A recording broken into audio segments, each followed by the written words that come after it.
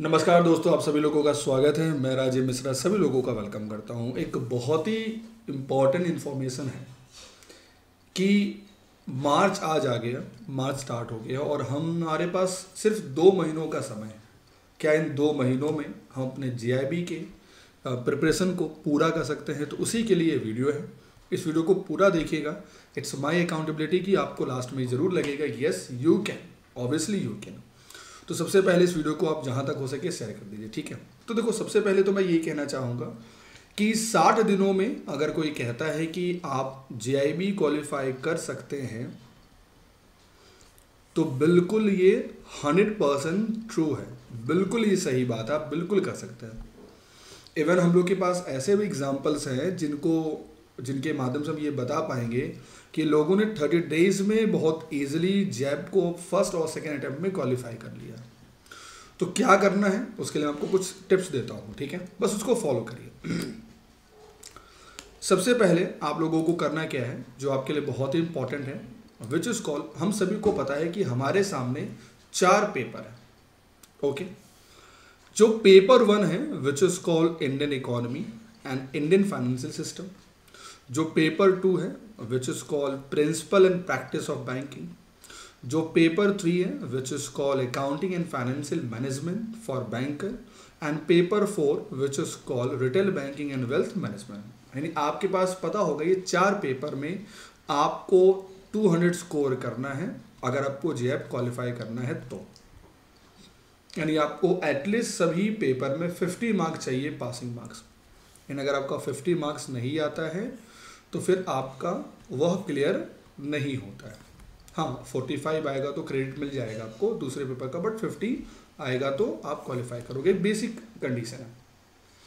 तो हम लोग को क्या करना है मैं आपको उसको बता दूं। सबसे पहला काम जो आपको करना है विच इज़ वेरी इंपॉर्टेंट है ना, आपका कॉन्सेप्ट क्लियर होना बहुत ज़रूरी है। It is very very important, very important. अगर आपका, अभी मैं वो भी बताऊंगा कि आपका कॉन्सेप्ट क्लियर कहाँ से होगा। इतना समय हम लोग के पास है कि हम लोग बहुत इजीली अपने कॉन्सेप्ट को क्लियर कर पाएंगे, विच इज़ वेरी इंपॉर्टेंट, ठीक है। मैं अभी उसमें भी चर्चा करेंगे। दूसरा जो आपका सबसे इंपॉर्टेंट फैक्टर है कि आप अपने स्ट्रेंथ पर फोकस करिए। जैसे मैंने कहा 4 पेपर है, 4 पेपर। अब इन 4 पेपर में ये जरूर ऐसा हो सकता है कि बहुत ऐसे बैंकर होंगे जिनका बैकग्राउंड कभी कॉमर्स रहा ही नहीं है। तो हो सकता है कि उनके लिए जो पेपर 3 है विच इज कॉल्ड एएफएम जिसको कहते हैं, वो थोड़ा सा टफ लगे, ठीक है।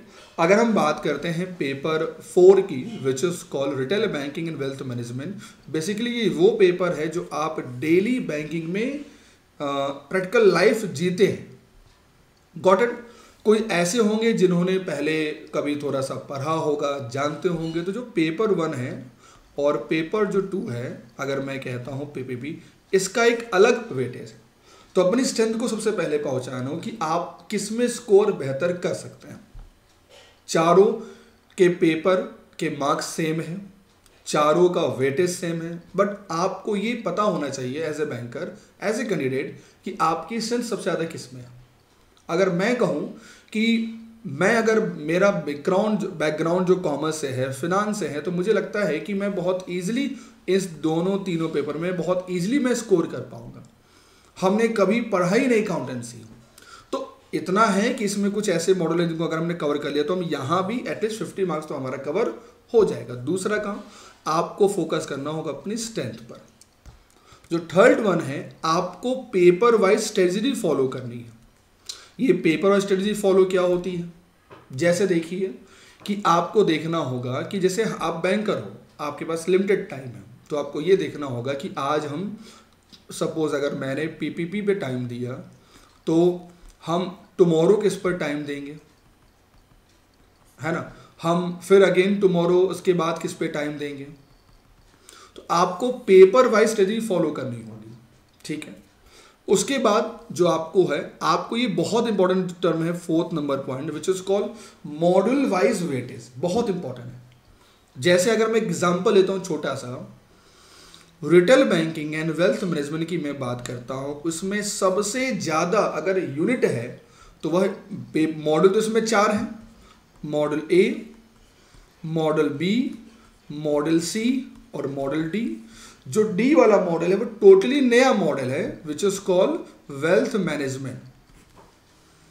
जो मॉडल हमारा सी है वो अगर मैं बात करता हूं तो वो कुछ टेक्नो मार्केटिंग से रिलेटेड है, और जो मॉडल बी है उसमें सबसे ज्यादा यूनिट है, यानी जो हमारा कोर पेपर है वो हमारा मॉडल पी है। अब जरा सोचिए, आपको चारों मॉडल मिला के आपको एटलीस्ट आपको 80 मार्क्स लाने हैं। तो अगर आपने मॉडल बी को और मॉडल डी को बस अगर आपने कवर कर लिया तो आपका 40 मार्क्स, तो आपका 45 आपका मार्क्स यहीं से कवर हो गया, क्योंकि सभी का 25 वेटेज है मॉडल वाइज। ठीक है, अब मॉडल ए सबसे छोटा है, यानी आप इसको लास्ट में भी रिवीजन कर पाएंगे। ठीक है, तो अगर आपने यहां से 15 मार्क्स भी ले लिए तो जरा सोचिए, आपका 60 मार्क्स तो बहुत इजीली आ गया, और अभी भी आपके पास मॉडल सी बचा हुआ है। सो आपको ये देखना होगा कि कौन से पेपर में किसका वेटेज ज्यादा है, आपको उस रफ्तार से तैयारी करनी होगी, क्योंकि अभी हमारे पास समय की कमी है। ठीक है, उसके बाद आपको डेली एटलीस्ट 1 मॉक टेस्ट देना है, इट्स ए कंपलसरी। ये मत सोचिए आप यूट्यूब पर देखिए, आप वीडियो देखिए, आप स्पीड बढ़ा के देखिए, लेकिन डेली देखिए और आपको डेली एक मॉक टेस्ट देना है। ठीक है, और एग्जाम से 30 दिनों के पहले एग्जाम से 30 दिनों के पहले अगर मैं बोलता हूं कि पहला पेपर अगर मैं कहूं कि आप लोगों का 7 मई को है, उस पेपर का नाम है इंडियन इकोनॉमी और इंडियन फाइनेंशियल सिस्टम की अगर मैं बात करता हूं, ये पेपर 7 मई को पहला पेपर है। तो आपको जैसे ही 7 अप्रैल होगा, तो 7 अप्रैल से लेकर 30 अप्रैल के बीच में आपको डेली कंपाइल टेस्ट देना है सारे पेपरों का। ये नहीं आपने बस 7 मई को फोकस कर लिया तो अगला जो 13 को पेपर है उसमें दिक्कत होगी, विच इज कॉल्ड पीपीबी। और आपने देखा होगा कि 13 और 14 लगातार एग्जाम है, तो आपको इस एक महीने में आपको पेपर 2 और पेपर 3 तीनों पे फोकस करना है। Got it. और लास्ट में मैं आप सभी लोगों से बस ये कहना चाहूंगा कि जब भी मैराथन प्लान हो ओलिबोर्ड टीम के साथ, उस मैराथन क्लास को जरूर देखिए। लाइव देख पाओ तो लाइव देखिए, आप अगर रिकॉर्डेड फॉर्म में देखना है तो रिकॉर्डेड फॉर्म में देख लेंगे, देखिए जरूर। आपको वहां से बहुत रिवीजन होगा और बहुत आपको फील होगा कि यस, मुझे इस टॉपिक में क्वेश्चंस मैंने कहीं ना कहीं तो देखे हैं। ठीक है, देखो एक सबसे पहले इंपॉर्टेंट पार्ट होता है जिसको हम लोग कहते हैं आपका कॉन्सेप्ट, या जिसको हम लोग थ्योरी वाइज भी कहते हैं। दूसरा, अगर मैं कहता हूं उस कॉन्सेप्ट का यूटिलाइजेशन आप करते हो अपने एमसीक्यू सीरीज में। तीसरा जो एक पार्ट होता है which is called case study, और 4th नंबर आपका जो होता है डाउट। ये पूरा अगर मैं कहूं ये पूरा एक सीक्वेंस में काम करता है। ठीक है, तो पहले तो आपको ये सारी चीजों को फॉलो करना है इस लास्ट 60 डेज में। ओके, अब इसमें आपकी हेल्प कौन करेगा, कैसे करेगा, मैं वो भी बता देता हूं। देखिए, जनवरी हम लोग लगातार करा रहे थे, जनवरी खत्म हो गया, फैब कल खत्म हो गया।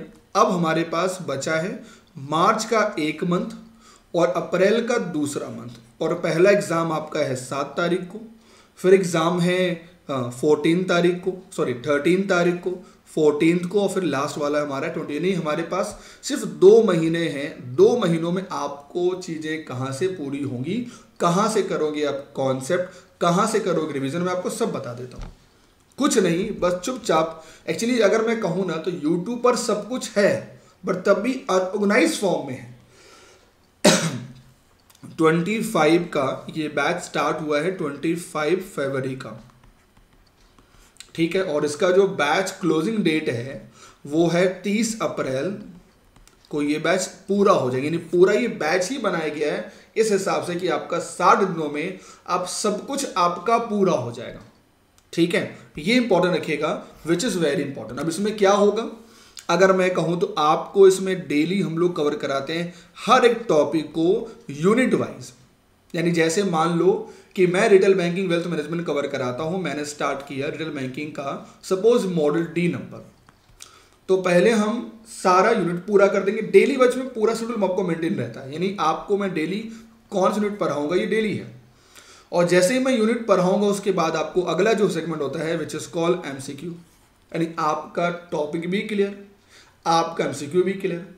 और जब एक पूरा मॉडल पूरा हो जाएगा तो मैं कराता हूं उसके बाद क्या, एक marathon class non stop 2 hour की, कि हम पूरा मॉडल को देखें कि कितना हमें वो मॉडल याद है। जैसे एग्जाम का समय आएगा, जैसे अगर मैं बोलूं कि 30 अप्रैल को बैच खत्म हो जाएगा, तो जैसे मैं पढ़ाता हूं इस बैच में retail banking and wealth management, तो हमारे पास एटलीस्ट बचेंगे 20 डेज फॉर रिवीजन और केस स्टडी के लिए।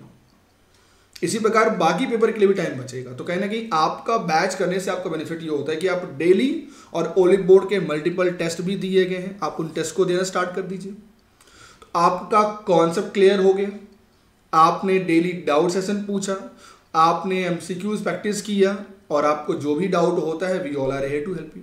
यानी बस आपको इसको फॉलो करिए। मैं वादा करता हूं दोस्तों, बहुत इजीली आप 60 दिनों के अंदर 60+ स्कोर कर पाओगे किसी भी पेपर में।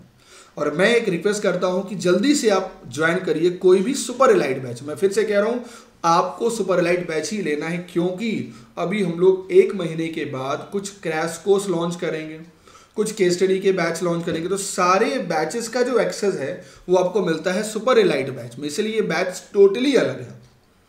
अगर आपने कोई स्पेसिफिक बैच लिया तो जैसे ही वो बैच खत्म होगा, राम राम, यानी उसके बाद बस आप रिकॉर्ड वीडियो देख पाएंगे।